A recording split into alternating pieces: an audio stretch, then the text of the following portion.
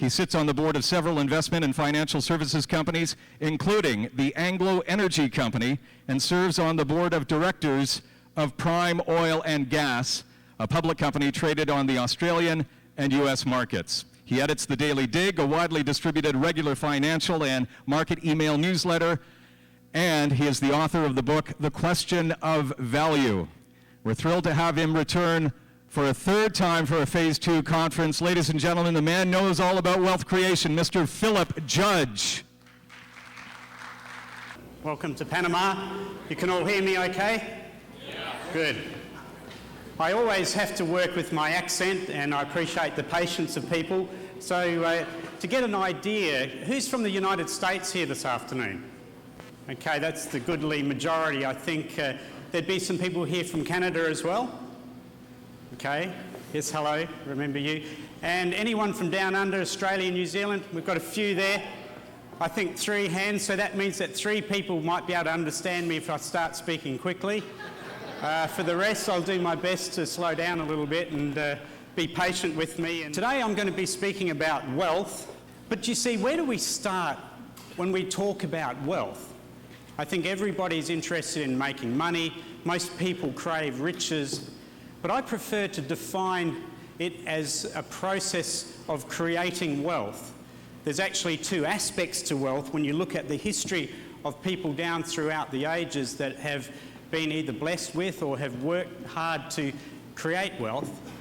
One is the process of creating wealth, and the other one is to learn a process of preserving it. I would probably focus more when we start on an education process on the preservation of wealth, but equally so, creating wealth is very, very important.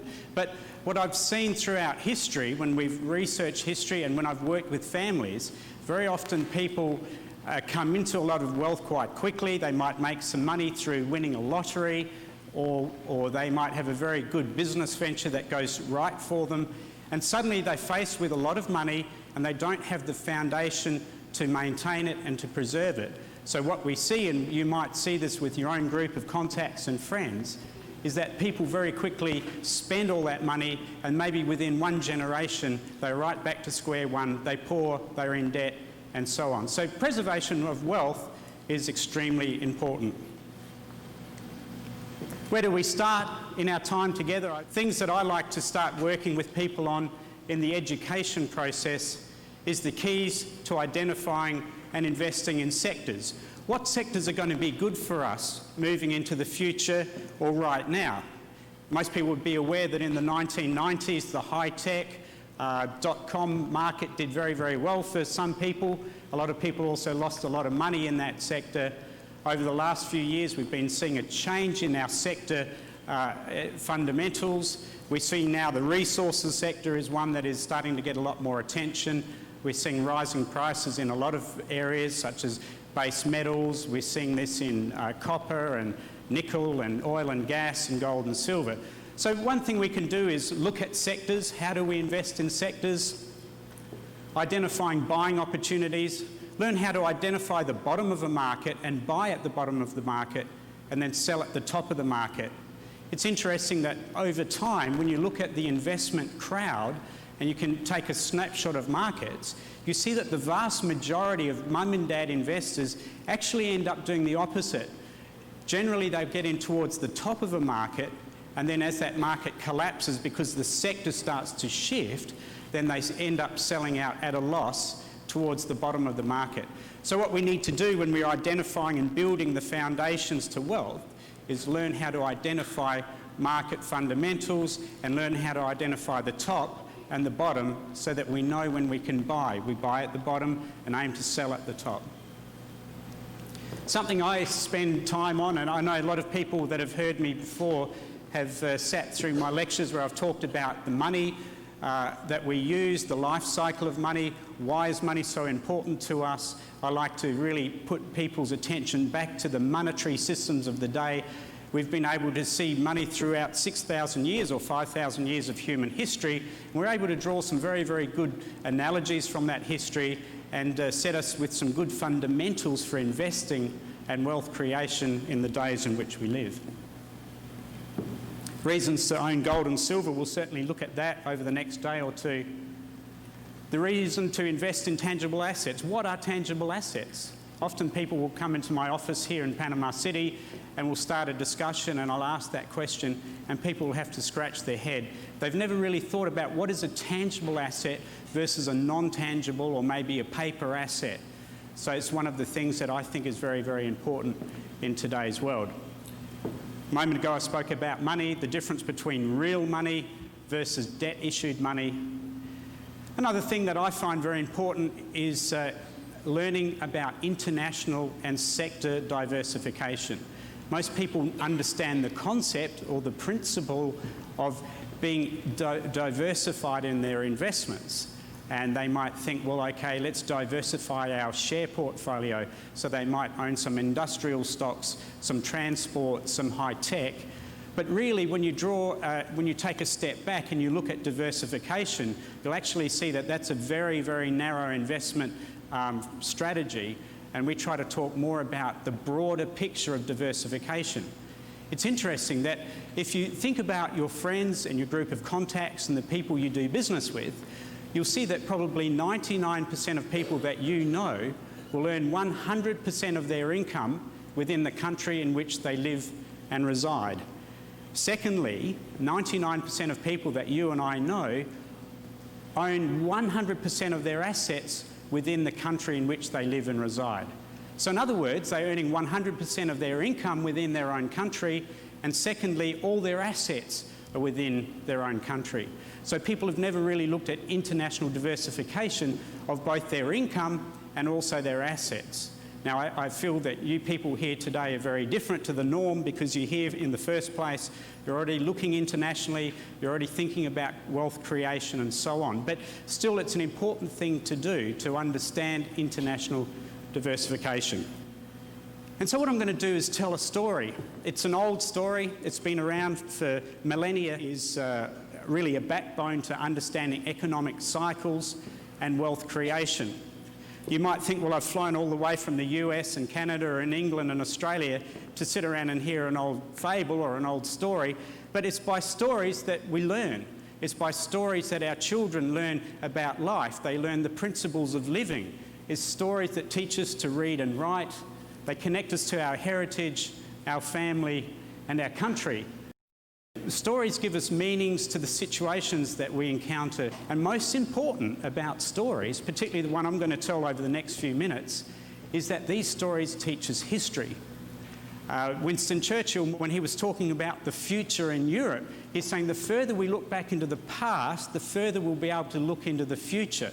So I like stories because they teach us history, and when it comes to wealth creation, outside of just our short lifetimes or just our own myopic worldview, history is taught to us through these stories, and we need this history to really create wealth and to preserve wealth in our lives.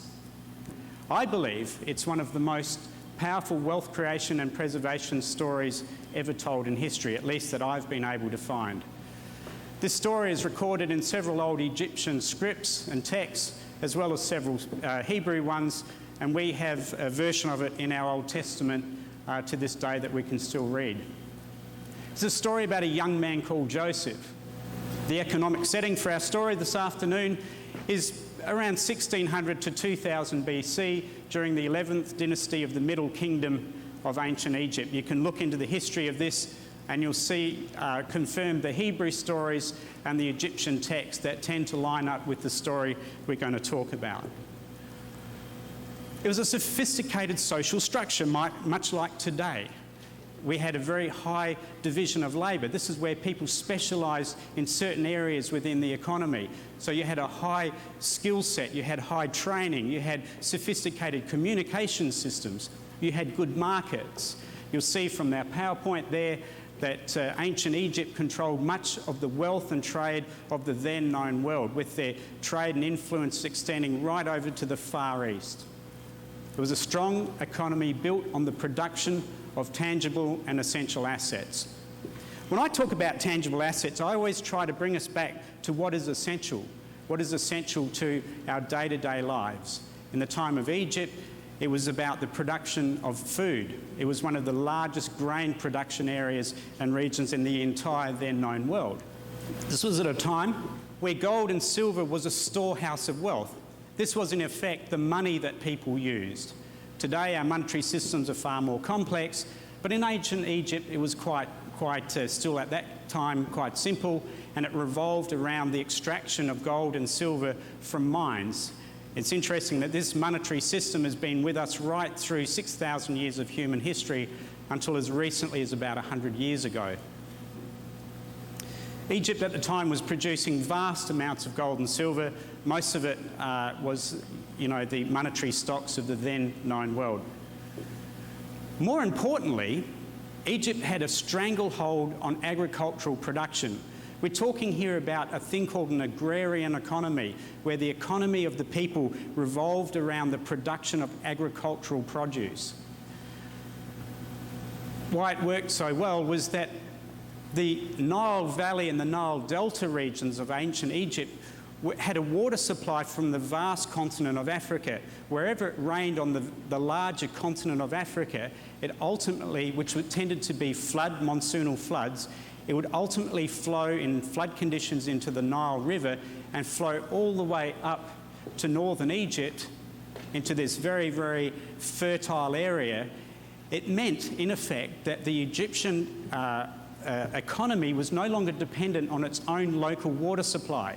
If it had a drought, Australia's just gone through one of its worst droughts in living history. I've heard this for years, but it has been really, really bad this last 18 months. We know what it's like to have a drought. In Egypt, it didn't matter if there was a drought, because somewhere down south in Africa, it would rain that year and it would run vast amounts of water into this floodplain in northern Egypt, which was incredibly fertile, and Egypt therefore could produce the commodity that the rest of the world all needed, and that was vast quantities of grain. So the Egyptian economy was very, very strong. It was built on tangible assets, and more importantly, it was internationally diversified. It was internationally diversified because of the feedstock or the water supply that came from the rest of the larger part of the world, in this time Africa. So it was a very strategic place. The land of Egypt could be compared to no other in the ancient world, probably until Babylon came sometime later. It was a place of splendour, as we say, remarkable influence. It had military might and supposedly limitless wealth. It was an incredible place, and we know this just from studying its history. Suddenly there's change. Pharaoh is a divine ruler. Unlike our presidents and prime ministers of today, he was considered by the people to be God. He ruled absolutely without question. Out of the blue, Pharaoh appoints a new prime minister. This new prime minister is given charge over all of Egypt, all its vast lands, all its people, all its government administration systems, the whole lot. Joseph, this young boy called Joseph, is now in charge of everything, and he's second to no one except the Pharaoh himself. He's a very unlikely candidate for such a role. He's not of Egyptian royal blood. He's not of the blood that would typically be the family blood that would feed the government administration systems. He was a complete outsider. He had a highly unusual background. He was a Semite, which meant he came from the land to the east, which meant he could come from any, what they considered to be a lower class of blood. He could have been an Arab, he could have been a Hebrew, or any other mixed blood out there which was non-Egyptian royalty blood. He had arrived in Egypt at the age of 17. This was just 13 years prior to him being appointed to be the Prime Minister. He was a slave when he came to Egypt. For a period of time, he serves in a government official's house. This is an official who was working for the Pharaoh's administration system. In other words, he was quite high up in the system of things. He was a very wealthy man, and he bought Joseph as a slave and put him into work in his house. The boss recognises certain qualities in Joseph, and so he puts him in charge of his household and eventually in charge of his entire financial systems and estate. Joseph, in effect, becomes the manager of this government official's entire rich wealth and estate. It's an interesting transition to come to the country as a slave and to then be appointed in charge of another man's household. The interesting thing, though, about this young boy is in fact, the account has said that he becomes prosperous while working for this administrator. But the fact is he actually doesn't still have his freedom. So you could look at this man's life and say, well, he's arrived, he's now wealthy, he's prosperous, but in fact, this is not his moment. This is the important thing. This man, Joseph, still has another destiny or purpose ahead of him. Suddenly, things change. He's thrown in jail. He's thrown in jail for a crime he didn't commit, and he's right back to square one. He's locked away. He's a slave again, or maybe even worse than a slave. Something unusual about this man. People see him. They recognise certain qualities in him.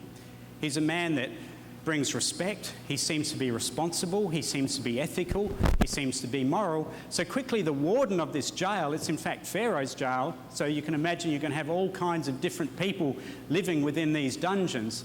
Suddenly, this man is appointed second to the warden of the jail. Now, he's suddenly in charge again. There's something about this man again. It seems to be a bit of a cycle now that is reoccurring. Joseph is a very relationship kind of person. He starts to befriend the people he's working with and the people he's in charge of inside the jail. He befriends many people and helps them. He cares for these people and so on. And soon he becomes friends of a man that's serving time in the jail who is the official cupbearer of Pharaoh in Pharaoh's court. Joseph, through a chain of events, helps him out, and then Pharaoh's cupbearer is released from jail and ends up back holding the wine glass for Pharaoh every night and working within the court to Pharaoh himself. Pharaoh's troubled. It's unusual because Egypt has everything. It doesn't have to worry about the economics. It owns the production that feeds the entire world. It's got guaranteed water sources. It doesn't have to worry about its own rain, as we've talked about. It mines all the money for the world. It is the world. He calls his officials, the diviners, the advisors, the government administrators and officials. Nobody can help him. No one can give him an answer, and he's still troubled in his gut. Something's not right.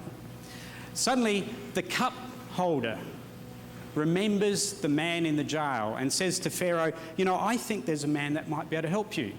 So suddenly, Joseph is pulled out of jail, he's cleaned up and dragged in front of Pharaoh. Joseph listens to Pharaoh's speaking and listens to what he's saying, and he says to him, well, I think I've got some advice for you. He then goes ahead to offer Pharaoh something that all his other advisors and all the kingly and royal breeding of Egypt could not give Pharaoh, and that was a simple economic strategy. Folks, regardless of how guaranteed our lives look, guaranteed how solid our water supplies are, how solid our markets are, or our money are, we need to have strategic economic solutions for change. I think this is part of the point that I want to stress with you today. So few people could see it. Nobody understood it. But then this young Semite man, Joseph, comes along with a clear strategy to deal with the coming economic recession.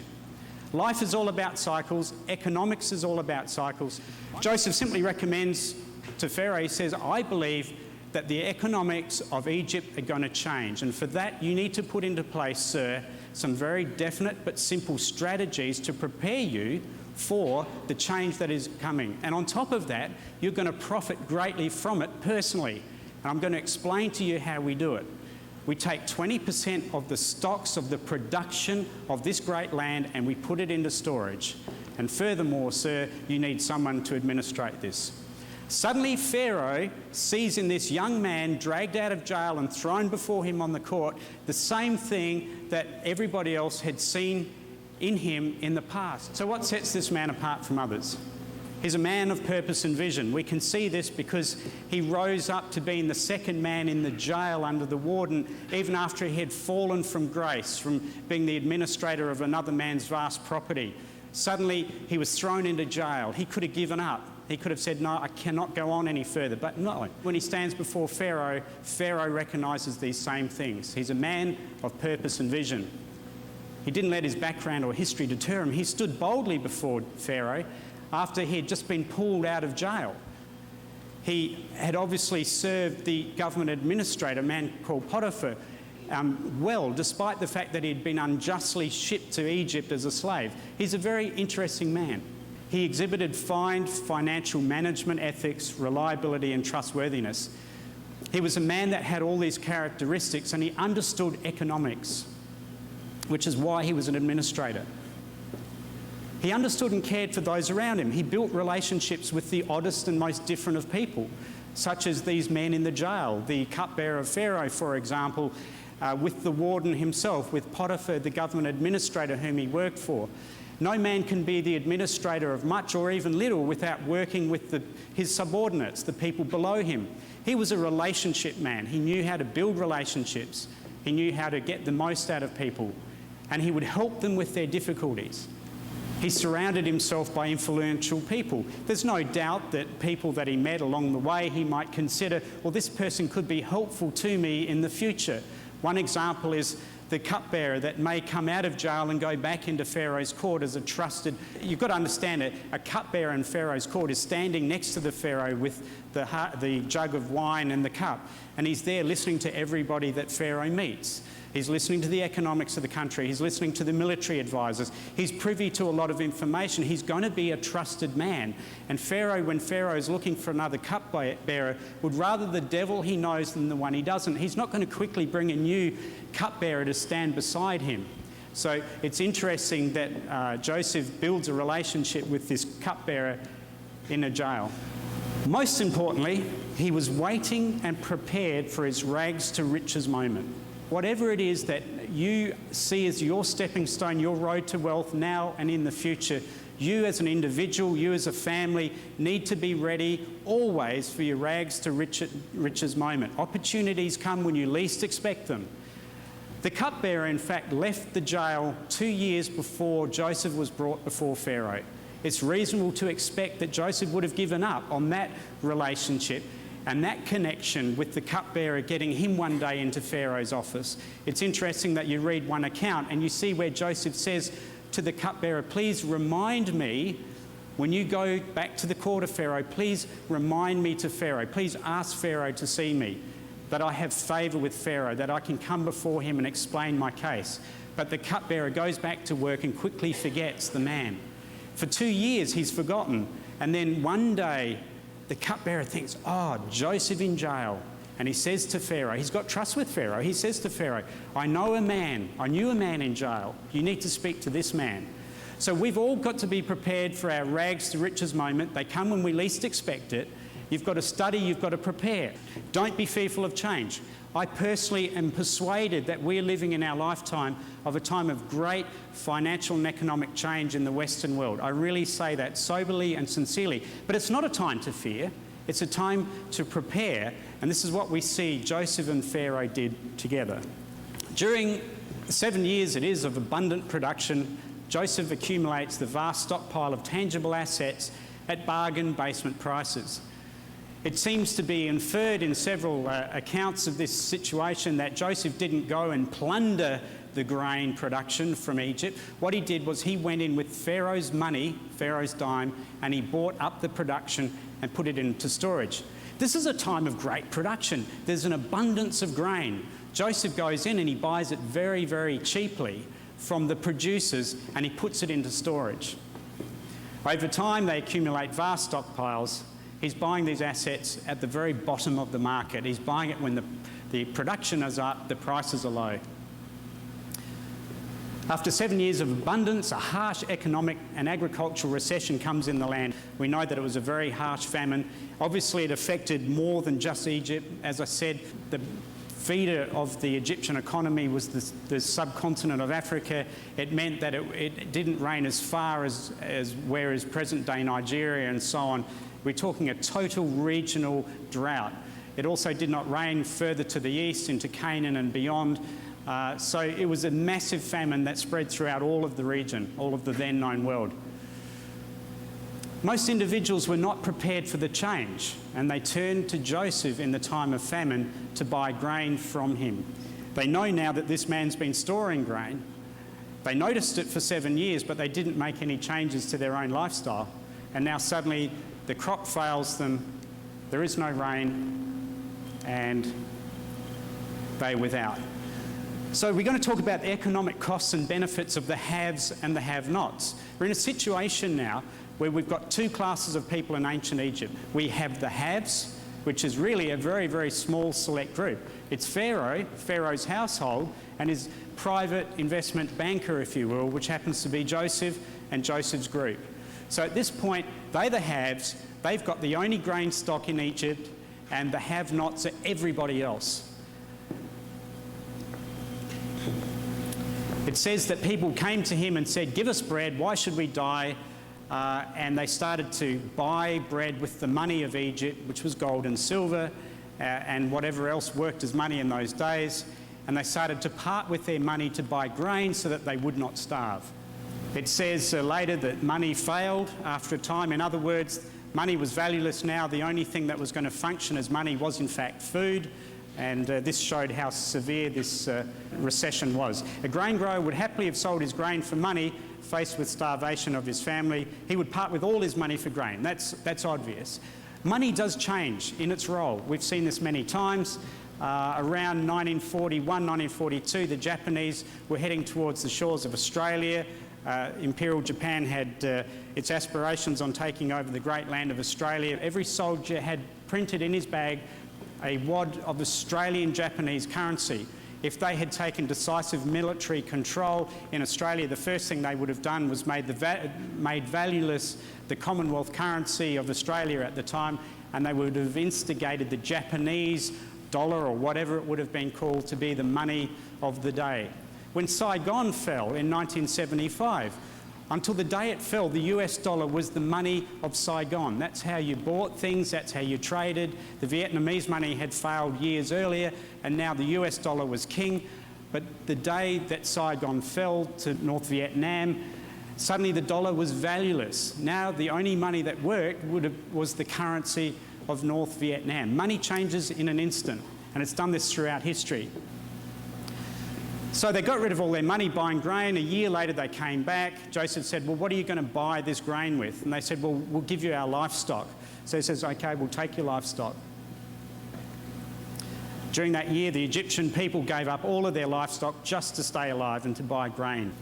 The next year they again returned to Joseph. This time they pledged their land. These vast grain growers that only a few years earlier had fed the entire known world with grain. They were rich people. They were rich one day, the next day they were giving everything. They gave all their money, they gave all their livestock, and now they were giving all their land just to keep their children alive. Finally, they come back to Pharaoh. They've now got rid of everything. And now they say, "Well, we will become Pharaoh's slaves, but please give us grain. Why should we die? We will be your servants." We've got to be careful when people sell us something. I often like to challenge people on the welfare state that we have in the Western world today. When you get a cheque for staying at home and not working, ask at what price does that cheque come? Be careful of the welfare state. This Joseph might have been a nice guy, but he was an unscrupulous banker. He knew how to buy at the bottom and sell at the top. That's one of the keys, critical keys to this story. Pharaoh knew once the famine ended, all the property that he amassed to himself would be worth a lot of money. After the famine turned around and the rain started again, and suddenly the Nile became productive again and people went back to work, suddenly they would need livestock, they would need land again, they would need all these things again. I want to take 5 quick lessons before we get into the crux of what we're going to talk about today. Egypt went through a currency crisis. I said a moment ago that money changes. It can change very quickly. There are many analysts today that look at the United States economy, which has been the motor house of the world for the economy for the last 50 years. And so we're staring into a global meltdown in the US dollar. We have the potential for currency crisis to come quite quickly. Not all money will always buy us a ticket out of our immediate problems, as we saw. The vast majority of people were completely unprepared for what were coming. It's interesting that for the 7 years, as I mentioned earlier, Joseph and his administrators and workers were going around buying up grain and storing it. They were building silos, and people would have been wondering, okay, what is going on here? But they were gladly selling their grain production. They didn't themselves get an inkling that maybe something was going on, and they were blissfully unprepared when the famine came. History suggests that masses have always lived as though Today will be the same as yesterday, and tomorrow will be the same as today. Most people in 1928 and 1929 did not expect that 1929 and 1930 would see the beginning of the Great Depression. They did not expect it. Okay, it happened quickly. There were the few elite that didn't participate in the mass. They were well prepared. They had already cashed out of the stock markets. They held assets in cash and gold and silver and so on. You've got to be part of the smart people. That's the point. You don't switch on CNN, FN and the financial mainstream media to get quality financial information, in my opinion. If you want to get what the masses get, Squawk Box is the perfect place to go. But if you want proper information, do your research. Folks, we live in a privileged age. We've got the internet. You've got quality information resources everywhere, freely available. We just have to take the time to prepare ourselves, to research, to get the quality information to prepare us should change come. Part of why I am the way I am is a story that I tell, that when I was a young boy, I sat on the knee of my grandfather. My grandfather had gone to British East Africa, or a country called Kenya, after the end of the First World War. He married my grandmother, who was already a second generation living in that part of the world. Together, over 3 generations, our family built wealth. My grandfather was a hard-working man. He was also a banker. He was a trustee. He was a general manager of an import-export company. He worked hard and he amassed a lot of riches in the country of Kenya. In 1958, late 50s and 60s, Kenya fell into a revolution. Suddenly, the whole economy, the whole country, the whole culture started to fall into a pit. People were killing each other. There was war on the streets. The economy collapsed overnight. Had it not been for the fact that my grandfather had traded internationally and he held bank accounts in other parts of the world, he would have left Kenya as a poor and bankrupt man. But rather, he moved to New Zealand, and in fact, he managed to have a comfortable life for the rest of his life. You see, he was one of the few. He had prepared. And you learn and you understand that life can change rapidly and it can change suddenly. I believe we live in the West almost cocooned into everything is going to be all right. No, the US will always be the military might of the world. The economy will always function well. But change comes quickly and it comes when we least expect it. So it's important that we're prepared for it. The wise people have always been building in reserves and been committed to savings. What Joseph and Pharaoh did was they put into place a savings plan. Most people today, we know from the statistics that people in the US, people in Australia, people in Canada and England and throughout the first world do not save. Most people do not save. They'll buy shoes, they'll go to the movies, they'll go to the restaurants that they like, which is fine, that's all good, but they don't save. They don't save anything. I speak with people and I say, well, what kind of savings plan do you have in place?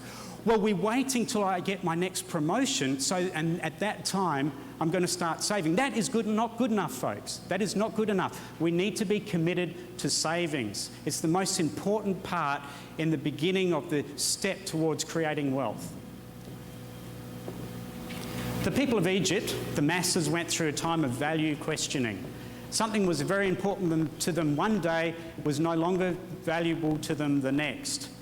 Okay, the things that we take as valuable today, tomorrow may not be as valuable as they are today. We like to use the example of a beachfront condo is going to be highly valued in some people's minds, but if there's a hurricane beating ashore, the electricity's down, you can't get petrol or food from the shops, you might feel differently about the way you value that beachfront condo. So values change quickly, and we need to be putting into place constantly a value questioning process. We need to be running processes in our mind with every decision we make during the day. How am I going to value this? How important is this for me? How important is this for my time, my assets, my educational process, and so on? A tangible asset is something that's essential to our everyday life. I rate a tangible asset to be copper. That goes into the cables that run the power grid of the entire world. Oil and natural gas is a tangible asset. We need to have gold and silver, we need nickel, we need zinc, we need palladium, all these things. Just silver is a very important one, just to maintain our day-to-day lifestyles. So those things are essential to us, are a tangible asset. Those things that we could dispense with quite quickly are far less tangible in our lives. But in this story in Egypt, the recession was so bad that in fact the traditional tangible assets even lost their value, such as the livestock. Joseph and Pharaoh, pretty clever guys. They had an economic strategy mapped out. As it turned out, they were right. They bought a whole lot of assets very cheaply. They then sold those assets back to people very expensive. How many of the assets today have we bought at the top or near the top of the market? Today's strategy may not work tomorrow. Changing economics and circumstances always require a change in strategy. You've got to look at your scenarios. You've got to develop in your mind a strategy of the world moving forward, of the economics of the world. We're all affected by geopolitics. We're all affected by world economics. We're all affected by all the things that are happening in the world today. It's just that sometimes we believe that they're not going to affect us, but folks, they are. We're more dependent than any other time in history. Our food supply is down to 2 or 3 days. There's this no inventory world we live in where it's just-in-time inventory. As a shop sells out of something, it's delivered the next day. You know, what happens if there's supply disruptions and this kind of thing? So we've got to start developing strategies. By careful planning, not only do we avoid becoming the state's servants, but we may well be on the right side of one of the greatest wealth transfers in the history of the world. See, what happened with Joseph, as I said, or in this story in ancient Egypt, is a whole lot of assets change hands. A whole lot of assets change from the masses over to just a few small people, the elite. The people that knew what was coming, the people that prepared for it. I could give you a story of the 1920s and talk about, you know, some of the stuff that happened in the upper echelons of the New York banking fraternity as we faced the middle of 1929, as these guys knew what was just around the corner. I could give you one of those stories about the JP Morgans of this world and the others that cashed out their assets. They did a pump and dump on the stock market. You know, this is where the investment bankers of the day pump up the stock out to the sheet and then they start selling into the price run. And they're doing it deliberately. They've got a strategy in place to dump their stocks, to cash out, to get cash into the bank, to get cash into tangible assets, oil and gold, gold and silver. You look at the quiet workings in the world today. Who's buying up the tangible assets? You know, who's buying up the future gold production, the future silver production, the future copper production, the future oil and gas production? And you see, we don't know because we switch on CNN and we listen to Squawk Box and it's telling us garbage, absolute rubbish. So I'm trying not to be harsh, but I'm just saying, you know, this is part of what happened there was this great wealth transfer.